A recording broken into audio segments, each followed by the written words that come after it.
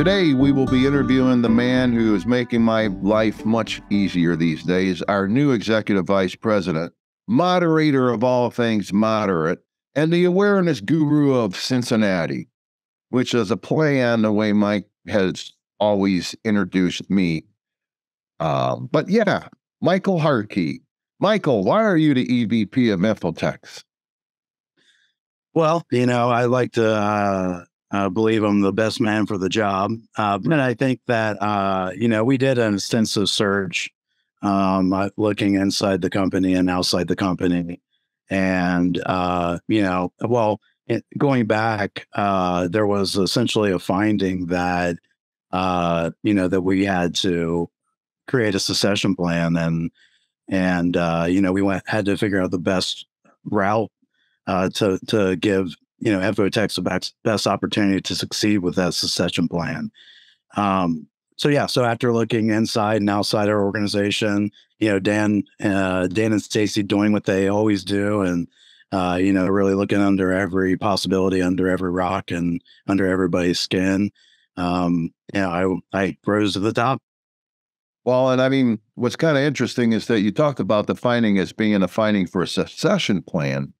And we were able to be public about that. So we went back to the team. This is back in 2016. And so we were like, hey, we need to develop a succession plan. And we already had kind of the makings of one in our business continuity plan where, if Mike's missing, Sean will do this and Chad will do that. And if Chad's gone, that sort of thing. But where the private part, the part that wasn't actually published, is that they also wanted us to do an emergency succession plan and an exit plan. And interestingly, Michael, you might not remember this, but it was about, it seemed to me like 30 seconds after Stacy and I closed on buying the company from our partners. This is way back in 2012. But it seemed to be pretty soon after that, Mike approaches us and says, Stacy and Dan, I want to buy into the company. What, you guys own the company. What do I got to do to buy into the company? And we were like, well, A, Mike, you're not even an employee yet. But B, I mean, come on, let us enjoy owning the company for a while here, which, and then Mike would be bugging us about it. Hey, I've saved up money, that kind of stuff. Every couple of years, probably every evaluation. Would you say, Mike? Yeah, I'd say so. And then, but then when Mike came to us about it again after the finding for the exit plan, that was when we started thinking, if we're going to do it from within, who will it be? Because we always referred to SMAC is what we called Sean, Mike, and Chad, and it was a very informal, loosely, governed management team. That, reported to Stacy and Dan kind of collectively. And so it really did cause us to have to get more formal about a lot of things. Would you agree with that? So yeah, absolutely. I think a lot of things would become more formal, and that's not a bad thing. Well, and then, we looked outside, I'm Dan, so as everybody can imagine, there was several spreadsheets involved in the analysis. But can you tell us a little bit about your background and, just kind of how you got into cybersecurity in the first place? Sure, absolutely. So I've been in IT for, 20 something plus years. I mean, it's really where I started. I started passing around business cards when I was 16 years old, I think. That just basically said, they were horrible. That basically said, if I don't know the answer, I'll figure it out. And the 16-year-old handing out this business card probably didn't give much confidence. But, those, my friends, family, and so people like that gave me an opportunity. And next thing I knew, I actually scored a job way too young at P&G. Procter & Gamble, based out of Cincinnati, way in over my head. But long story short, I actually met Sean Wah at a job before that we both had before this in the IT department, working with him. And then he came to Infotex and basically from the beginning was like, hey, I need to get you over here But it was, like another year before I was able to join the team. So, but before that, I was actually started two separate companies and sold them off. One was doing just web design, and the other was doing IT support for small and slightly larger than very small businesses. So my journey into cybersecurity, really, infotex was my intro. Um, you know, at the time, my big thing was don't write down your passwords, don't share your passwords. That was pretty much as secure as I got in that field. Um, and then obviously was in for a serious learning Yeah. experience running infotex. But I fell in love. I mean, all those things that I was concerned and worried about for my clients, that was keeping me up at night. Those questions were answered at Infotex. There were solutions to those problems. So I immediately fell in love with it. Well, and as you now know, I mean, it's the love. You wouldn't be able to do this job without the love. We kind of built a weird, unique thing, and we don't call it a company as much as we call it a culture. And in order to be in what our lawyer calls the hot seat, and actually, I never heard that before until our first meeting with our lawyer, where we introduced, Mike to Visualize, the team that helps us manage the company. It's like a board, so to speak, for us. We're in the FFIC examination program, and so we want to act like a bank that has a board, and so we call our board Visualize. We introduced the Visualize to Mike, which really wasn't a big board meeting that we brought Mike into. It was an individual meeting with our accountant, our lawyer, our banker, et cetera, et cetera. And our lawyer basically said, "So, Mike, are you starting to, feel the singe of the hot seat?" And Mike had just been through a couple of interesting, it's always the personnel issues that kind of pop up. But back to your entry into, cybersecurity through Infotex, our most recent hire, I just kind of did a follow up, hey, how's things going interview. And what's kind of interesting is that I had slacked this person, oh, I don't know, like a couple of weeks ago, about how, well, what you got to realize is back in the day, the first 50 banks I talked to, wanted to work with us, but they couldn't work with us because we weren't already working with banks. And our new employee is like, well, that's kind of like it was with me, trying to get into cybersecurity, as everybody kept telling me, hey, I'd love to hire you, but we only hire people that are working in cybersecurity. And fortunately, I think we saw a lot with this guy. I guess he was our second to last hire, because boy, he's working out good under your leadership, Mike, which is, one of the things that I really, feel like ended up being the cusp of our decision-making process was, is there the love? And can this person lead? What that's important, of course. How hard you're willing to work, of course, that's important. Your willingness to buy into the company wasn't important, but it showed us a lot about your ambition and, motivation and that sort of thing. But I guess what I'd like to ask you then is, let's circle back around to, what my lawyer asked, which is, how does that feel? Have you felt the singe of the hot seat? What's that feel like to somebody that's brand new in the hot seat? Yeah, absolutely. I mean, I think being in the hot seat, you're singed quite often. The degree of that singe is kind of the the new metric that you're going by. But no, I mean the thing that I love about it though is that it gives me the opportunity to ensure that on every facet of our business that we're taking care of our client, and we're doing our best. And not to say that we weren't before. It's just that I was only in the managed security operations center side, and so yeah, I could make sure that was really running well. But no, I mean the hot seat is definitely hot. Don't get me wrong, but um, it's where I want to be ultimately. It is. It's a wonderful seat to be in. You know, I mean, it is. And why is that? What are some of the positives that have already come out of having the helm? Good question. Um, I think there's been just a lot of synergy. We're a small company, but a smaller company, but we do have our own silos. So I think there's just that in itself we've been able to kind of synergize those silos. There's been kind of new lines of communication open in those silos. Obviously, as somebody that was just part of a team and recommending ideas and features and new products.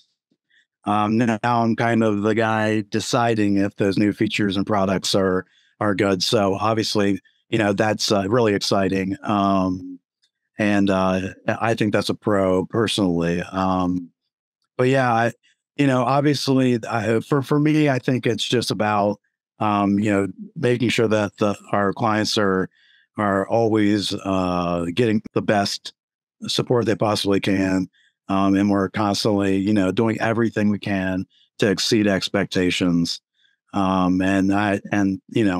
I think in those areas, we've made some strides. Can you share with us some of the challenges that you've overcome?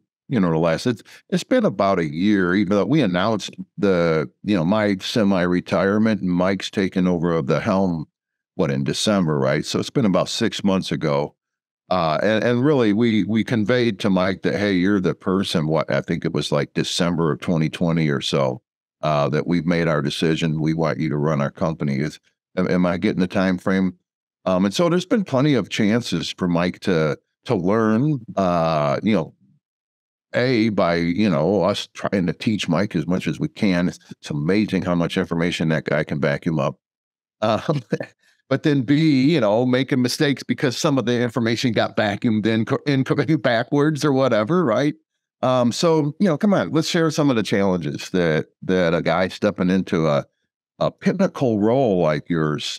I mean, how did it go with Sean and Chad? I mean, let's talk about some of that. Well, let me back up and talk about one of the biggest challenges I faced, and that was almost clerical. You lose some second set of eyes, as we like to call them, checks, and so some of those mistakes you make, not double, triple, quadruple checking some details, Yeah. can get you into a lot more trouble than they could before. Well, and I'll go ahead and say, when you're handling payroll, the impact of the low likelihood risk is still black swan, because wow, this impacts somebody's personal life. You know what I mean? And so, but boy, you had that whole thing handled before I feel like within hours. You know what I'm saying? And so it was a perfect example where we showed to all right, maybe we better give a little bit of can we give a little bit of detail to that, Mike? Yeah, you're welcome to my end. Well, go ahead. I'd rather you grab it. Oh, sure. So basically, an employee's payroll information got transposed, incorrectly entered, and therefore, by the way, what the word we use for that is fat fingered. Okay, he got fat fingered. Yeah. And so, as you can imagine, in that area, it doesn't take much to goof things up. So, but what we were is we're very transparent, and we were able to turn lemons into lemonade, even in that scenario, with somebody that was very upset that reached out to us, and not a customer, not but we want to make sure that they were taken care of, and know that honest mistakes do happen. And a person in the middle of Indiana that has nothing to do with cybersecurity now understands a little bit about data integrity risk. Yes, right? And I know even more about it as well. Yeah, yeah. Well, and you know firsthand about it, right? I mean, as our chief coder is where Mike came from, right? I mean, you obviously understood data integrity. We're very proud of our data integrity posture on our scene. Which, by the way, I mean, I want to make sure that before we finish our interview here, we talk about the changes to the scene because that's where I just have substantial. And don't get me wrong. Well, let's back up. So to help the audience understand, you know, by all means, the last thing we want the president of Infotex to be doing once Mike steps into that role is the details of payroll.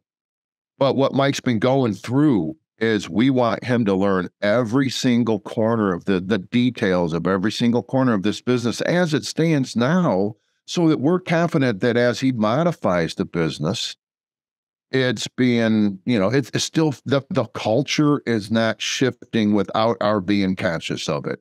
The culture has shifted since Mike, you know, at least since we started this. The pandemic shifted our culture just slightly, I hope. You know, we still don't know exactly how far it got shifted. Yeah. But also it's being shifted because the next generation's taken over. And really the area that I feel like we've been hands off on because Mike did come from SIEM development is NGC. And so can you describe to us, you know, what's been going on with NGC at a high level? We don't want to make this about NGC, but talk to us about that. And maybe start with when you took over. Like let's kind of get a little bit of history, right? So there and then there was Michael Hartke. All right. So the first things he did was midnight caching, and there's actually a lyric, and let's bring in Hartke and Schmidt. So yeah, and it seems to be my thing to drill down in the details as well. yes, So exactly. So and it is in my it officially made, you know, Dan, I told you about how I took every single one of my physical CDs and digitized them and now have a library. You'll be proud to know that it's still in my library and it still makes my playlist. good. So yeah, so basically when I came in as a data security analyst, part-time. I worked up to 6 shifts, which we don't do that anymore, but I worked up to 6 third shifts. And then, you know, and obviously was getting more ingrained with the team. Sean obviously knew I had a development background. I think he was, you know, kind of protecting me from from being a developer in the beginning. We did have a developer on staff as well, and so I just started getting projects peppered to me essentially. And back then, I would call it Scene One probably at that point. And you know, and so the last version we call internally Scene Two, and the new version NG Scene we call it internally Scene Three. So essentially, I came into the project and started doing just small projects that had nothing to do with that kind of stuff, and just to kind of show my worth. And eventually, I was put on that development team of Scene One, which had kind of stalled out, and kind of took it over and got it to, you know, production ready, which I call Scene 1.5. And then Scene 2 was where we included midnight caching, rogue device detection, the acknowledgement engine. You know, really kind of took it to, he took real time reporting to the next level, really brought in the integration of our data security analyst, much more so than they ever had been before at that time as well. And then at that point, I'd like to add, and this is the first time I've thought of this, but I feel like another thing that kind of helped with Scene 2, at least towards the end there, was our change. If you remember, all of our data security analysts were 1099 employees. And as 1099 employees, we're just paying them by the shift. All, you know, we wanted them to do is to watch the SOC. We didn't do a lot of threat hunting. We didn't, you know, and so when we hired all of those analysts and said, we want you to be part of the culture. Don't you think that? I mean, that had nothing to do with the development of the code, but that seemed to have a big impact on the need for the next generation scene. Would you agree with me there, Mike? Or absolutely, because it goes, you know, a SIEM can be many things. And at the minimum, it can just be something you don't ever look at. That's there is very powerful that you don't ever look at. In the middle, I'd say it's a really good reporting tool. And on the very far side, it's a very good threat hunting tool, right? And so I think we've ran that gamut now. And that's where we got to the point we said, hey, we need that really good threat hunting tool. This reporting tool is great, but it's not giving it's not zigging where we need to zag. It's not pivoting where we need to pivot. And that's really where where NG-SIEM, and it's funny because it was kind of NG-SIEM was kind of what we couldn't do with the technology was SIEM 2 at the time. We knew we always wanted everything in one bucket. We knew that we wanted an IP address to be an IP address to be an IP address, but we didn't know big data didn't exist yet. That term didn't even exist yet. Things were akin to flat files. We were just past flat files. You know what I mean? So yeah, so it was where we wanted to be. We're really excited about where we're at already. Just being able to, again, have everything in the same bucket, be able to pivot on the right things, that really helps our threat hunting and threat detection. And once again, we're way out in front of everybody else, and I'm just waiting for the buzzwords to catch up. I mean, when threat hunting first became a buzzword, I'd like to say, I went to you and Sean. I'm like, hey, what's threat hunting? And Sean's like, well, hold on a second. He Googled. He's like, oh, it's what we've been doing since about 2003. And really, we had from a reporting perspective, it wasn't an interactive process. And that really what's the big changes now? I'd say we've always done threat hunting when it comes to the network layer. It was getting the event log data to be symbiotic, to be useful, to make sense at the same time. So I say we now truly can do threat hunting where we were always doing what we knew to be threat hunting, where what we called threat hunting, what we kind of developed as threat hunting. But now we're bringing in all these other data resources with big data. And now threat hunting itself has kind of jumped up. The definition, the use of it has kind of accelerated. Well, as a good example, though, is one of the new services, and then maybe we should try to get off the subject of SIEM 3 just because we want this to be about, what you've been going through these last, months, but the whole canary file thing. I think that's a great service, and what I like about it is we're packaging it together, we're putting some processes around it, we're training our DSAs around it, we're training our customers, our clients around it. But I remember way back, and it was about 2004, that we talked a client into putting a watch on their MOPS file, is what they call it, their marketing operations file, and the Jack Henry system that was on their AS400. It wasn't even on a Windows machine or anything. And we were able to watch, we saw one of their loan officers dumping that file right before they gave notice. And so the concept has always been there. It's just that because the big data tools are now affordable to, developers like us, we're able to really zig where our clients zag too. That's the other thing I love about our SIEM is that it's really been focused in on who our clients are, and who they're always going to be. Financial institutions who are too small to stand up their own security operations center. Mm-hmm. But I want to kind of circle back around to, because it was very important to Stacy and I that whoever ended up running the company was going to have the, respect of the people in the company, right? And so we've been talking about the win-win-win since 2016. And really what we're talking about with that is the need that, Dan and Stacy need to retire. Our employees need to still thrive in a culture that, we've all been really proud of and talking about for 24 almost years now. And our customers need to be safe, as the FFIEC, they're the ones that started this whole thing, right? But also they need to continue to get the excellence that we've become known for. And so we looked at outside people. We had kind of like virtual personalities that we were comparing to our inside people. And it would be like, well, what if we hired a bank president? You know what I mean? Now there's somebody who has a whole bunch of business skills, doesn't understand the technology, maybe, maybe at the high level or whatever. So what about your background do you think kind of really helped us feel a lot better about maybe promoting from within? Can you shed some light on that?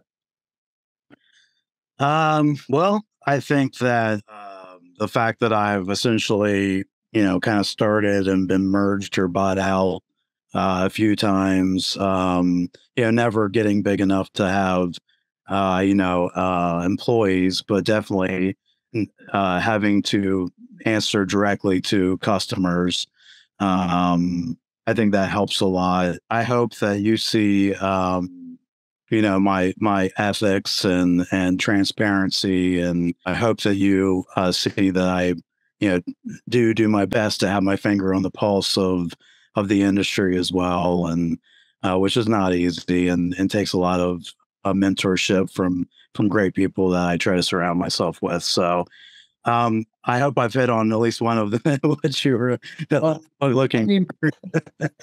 so you know how I am. When I started to ask the question, I was heading in one direction, but by the time you're done answering, I got a different follow-up question, or actually really more of a yeah, I would say a follow-up question because I feel well, let me answer your question. Yes, I was looking at the business experience when I first started.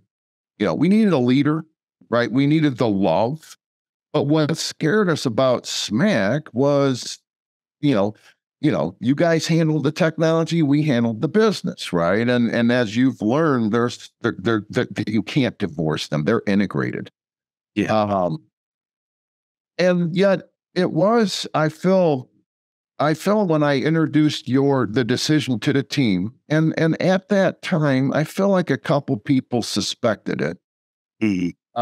just because of how much time you were spending in secret meetings with us.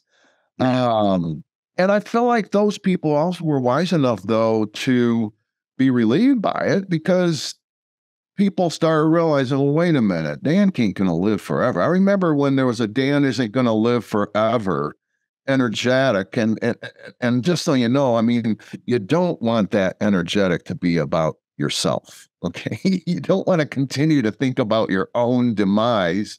Um and that's what started the whole thing. The examiner asked, what's your exit plan in our examination in 2016? And my answer was an honest answer. I said, my exit plan is to die. Fast forward 18 months later, we're on a 3-year examination cycle. And so the interim, exam was 18 months later. And the examiner said, you know, so Dan, what's your exit plan? I started to answer with, well, I won't say her name. I have talked to my lawyers since the last time we met. The federal government doesn't get to tell me when I'm going to retire, but you're right, we owe it to our clients to have an exit plan, not just a succession plan, not just an emergency succession plan.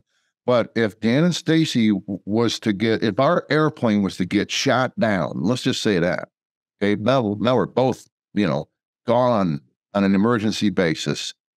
It's not just who's going to handle the day to day. It's not just who's going to handle the management of the company. It's what's going to be done with the company. Right. And that's kind of where, I feel like it kind of goes back to where I ended up after you finished your answer. Because I remember the first time I met you in person. I mean, we had talked on the phone several times by this, but by then we were in that Lafayette office that was up 3 real tall flights of stairs. And Mike, I hope you don't mind, but I would like to establish that Mike has a little bit of a handicap. I'm a physical handicap. Is that the right way to even word that? I don't know today. I think that's handy capable. I'm not sure, but yeah, I am physically disabled. You, I Okay. guess. All right. I'm sorry about if it's politically incorrect the way I worded that. I don't. Hey, I don't know either, and I'm the disabled one here. Well, good. So, but if it's not offensive to you, that's what I'm wanting to avoid there. because I'm also trying to avoid getting emotional about what I'm going to say here, because the first time Mike had to meet or got to meet with us, he brought his wife, and our intention was to go to lunch. And I already kind of got the heads up that, hey, when Mike gets there, go downstairs. Don't make him walk all the way up them stairs. And um, and yet I started hearing some huffing and puffing, and I don't know. And next thing you know, I'm at the top of the stairs saying, Mike, you didn't have to come up these stairs. He's like, no, no, no. And he stops and he's like, and he made it up the rest of the stairs. And the way I worded it when I let the team know who's going to be their new leader is Mike has been climbing impossible stairways ever since. And I just feel like you make such a good example for anybody out there that has any kind of obstacle to overcome. I mean, I've overcome a lot of obstacles in my career. No physical disabilities or anything like that, but everybody has. Everybody in the world, especially right now, post-pandemic, we all have issues to overcome. Absolutely. And not only was it the persistence that I noticed, Mike, not only was it the ambition or the drive or the no, I'm going all. I started these stairs. I'm finished these stairs, right? But it was also the why, because I want to be one of you. I don't know, but we wanted. And we're a team of misfits. I mean, we all have our own stories. We're a culture of people that know how to overcome obstacles. And so talk to me about the biggest obstacle that you've had to overcome since we conveyed this change and started and because we decided to do kind of a soft announcement where we kind of let it sneak out here and there. I mean, we had to let the bank associations know. We didn't want them to get slapped in the face with, hey, Dan's going to semi-retire. I always put air quotes around that, right? But what have been some of your challenges once, our partners were involved, our bank associations knew about it? What's your challenges since then? Well, really, I would say that, our partners and bank associations generally have been really, really supportive. Um, I think the challenges are kind of just the challenges you've always faced running. You and Stacy have always faced running this company. Just kind of the making sure keeping everybody at the highest level and producing and constantly meeting or exceeding expectations. For me personally, I would say one of the big challenges has been removing myself from some of the areas where I am involved more heavily than, where I've always been heavily involved. And I know, Dan, you can really relate to that. So, I think that's probably my biggest personal challenge. I would say, we obviously have changing of relationships. With the changing of the guard per se, obviously that's always a challenge. Um, but the thing that what we do tell those clients and what we show and prove those clients and our actions speak louder than words is that we are the same infotex. We will strive to get better. We always strive to do better. We always strive to exceed expectations. But yeah, I mean, I think it's been surprisingly, or not surprisingly, I shouldn't say that. It's been very supportive. I feel very supported by our community and by our clients and the cybersecurity community in general. And internally, I feel like, that, you had mentioned one of the reasons why you felt like we chose you was your transparency. And that is so important to us. I mean, our every one of our employees are very dialed into the status of our exit plan, I mean, that's pretty transparent. That, and by the way, future buyers, the way we've organized this, if somebody buys this, because our exit plan is still to die. But if, I got struck by lightning when I walk out the door and it turns out we have to sell the company for whatever reason, we now have a cohesive unit that can be, and really we drew it that Dan and Stacy can be plucked off and a new owner can be put on, and the company will continue to serve its customers the way it always has. And from the employee perspective, the culture will not, be revised. I mean, there's no business reason to adjust the culture. And when you read the press about how all right, so Infotex has been through 3 crises since our beginning. Okay, we started our company to work with healthcare clients, and then 9/11 happened. All right, and it just really messed up the whole world financially, all that kind of stuff. And out of that crisis, we ended up landing our first bank. Yeah, I called 50 banks before I finally met, we probably shouldn't say who, but the guy who became my mentor. And I said to him, look, banks won't work with me because I don't work with banks. But if you work with me, I promise you will love to introduce us to all of your other banks, and we'll be able to land them because we're working with a bank, right? And that win-win helped us through that crisis. The second crisis was the, banking industry. We finally got into banks and things were going well. And then in 2008, bam, the banking industry, imploded, right? And how we came out of that ended up being, Seam 2 and the tripod and hiring our DSAs and that sort of thing. Well, the pandemic struck. And our culture has shifted. We used to have a really unique thing we can offer to people. You can work from home. We've been doing that since 2002, folks.